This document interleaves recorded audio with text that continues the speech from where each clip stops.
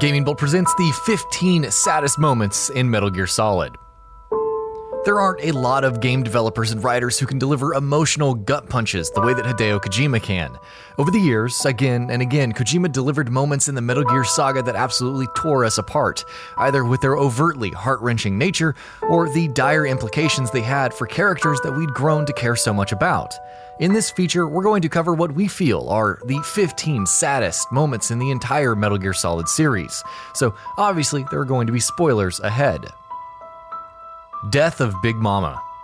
Eva was one of the best characters in Metal Gear Solid 3, and when she returned as Big Momma in Metal Gear Solid 4 as the bike-riding badass who was giving the fight against the Patriots everything she had, she no doubt shot very close to the top of everyone's list of favorite characters in the series.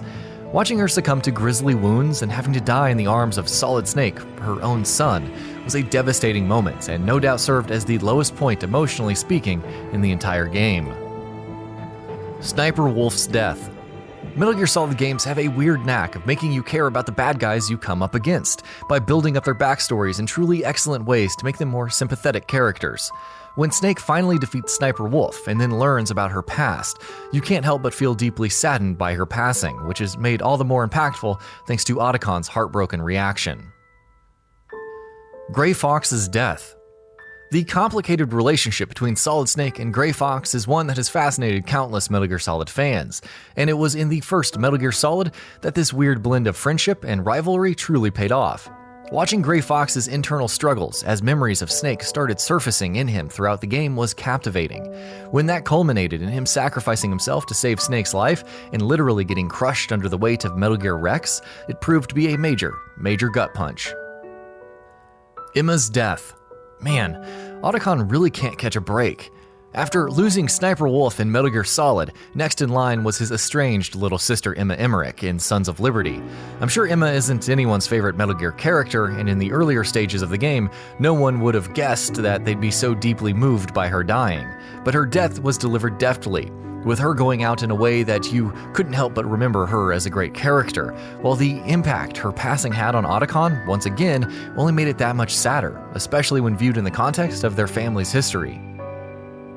Killing the boss. Ask any Metal Gear fan what they think is the most gut-wrenching moment in the entire series, and chances are they'll talk about the final fight against the boss.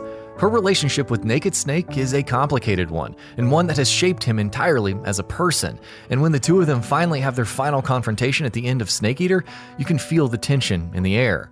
Their final fight is captured beautifully, and the fact that we, as players, have to pull the trigger to kill the boss ourselves makes it even more impactful. But of course, it only gets worse from there.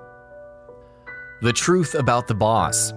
As if having to kill the boss wasn't bad enough, Naked Snake soon finds out that he essentially had to kill her for no good reason.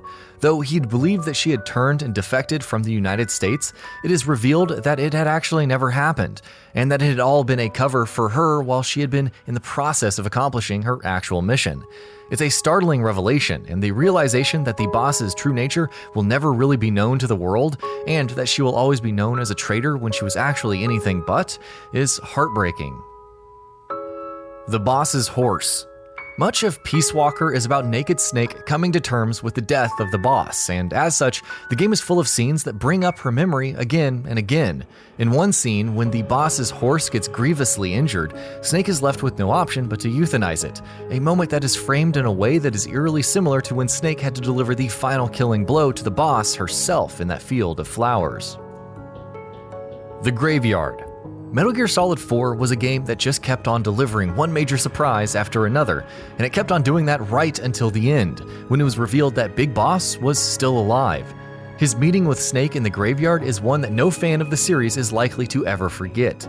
Big Boss's final salute to the boss, his conversation with Solid Snake, the revelations about Major Zero, there was just so much to unpack in that scene, and it was all delivered so excellently in the backdrop of a moment where Solid Snake was at his lowest and was ready to end his own life. The Crawl. It's made pretty clear right from the get-go in Guns of the Patriots that Solid Snake is a dying man, that his accelerated aging means that he's not going to be around for much longer. So when, near the end of the game, you see this man who probably doesn't have much time left having to crawl through a hallway that is essentially frying his entire body, you can actually feel his pain. The scene is showed with Kojima's classic flair for the dramatic, and the way it runs parallel with the dire situations other characters also find themselves in makes it that much more intense. Killing the infected soldiers. The Phantom Pain may not have had the heavy narrative touch that the rest of the Metal Gear games do, but the game really did have a few moments that truly stand out. One such moment was when a large number of Diamond Dog's soldiers gets infected with the vocal cord parasites, leaving Venom Snake no option but to go in and take care of them himself. The fact that it's not shown through cutscenes that you yourself have to kill these soldiers that you'd recruited and commanded makes it a really heart-wrenching sequence. Destruction of Mother Base. Metal Gear Solid isn't a series that shies away from putting its characters and its players through the emotional grinder, but the culmination of Metal Gear Solid 5 Ground Zeroes is probably one of the most devastating losses anyone in the series has ever suffered. We can feel the depth of that loss because we, as players, built up and contributed to the growth of MSF's Mother Base. Not only does it get completely destroyed by Skullface's forces, hundreds of Big Boss's loyal soldiers are also killed, while characters like Chico and Paz die in the same incident. Raiden's sacrifice. Raiden was no one's favorite character when stepped into the spotlight in Metal Gear Solid 2, but when he returned as a badass cyborg ninja in Guns of the Patriots, he really turned things around. One of the scenes where he really stole the show was when, echoing what Gray Fox had done back in Metal Gear Solid 1, he jumped in front of an entire freaking ship and got crushed under its weight to save Snake's life. It did not, of course, end up killing him, but if you were playing the game for the first time ever, you couldn't know that. In that moment, Raiden was sacrificing himself to save Snake's life, and that moment and its emotional weight landed perfectly. Realizing that Paz is a hallucination. Seeing Paz in the Phantom Pain after her unequivocal death in Ground Zeroes was shocking to a lot of people. But given the fact that this is, after all, Metal Gear, we were ready to buy into the fact that maybe she didn't actually die. Every scene involving her in the game was utterly captivating, and it's quite painful to see Venom Snake struggling to come to terms with her death.